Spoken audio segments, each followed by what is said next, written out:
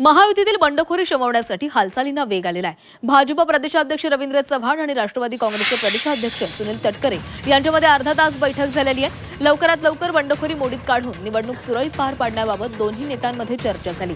राष्ट्रवादी काँग्रेस आणि भाजपच्या उमेदवारांच्या विरोधातील बंडखोरांशी संपर्क साधण्यास सुरुवात झालेली आहे। अर्ज मागे न घेतल्यास पक्षातर्फे शिस्तभंगाच्या कारवाईचा इशारा देण्यात आला।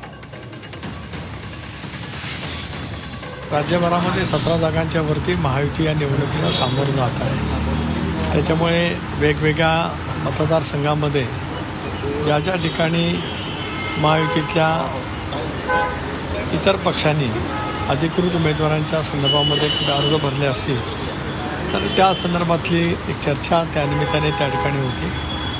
स्वाभाविकपणाने कोकण मतदारसंघामध्ये सुद्धा राष्ट्रवादी काँग्रेस पक्षाला ही जागा मिळत असतानाच जसं मी काल देवेंद्रजींचा उल्लेख केला मुख्यमंत्री म्हणून, शिंदेसाहेबांचा केला, तसं चव्हाण साहेबांचे सुद्धा प्रदेश भारतीय जनता पक्षाचे अध्यक्ष म्हणून त्यांचंही त्याच्यामध्ये सहकार्य लाभलेलं होतं।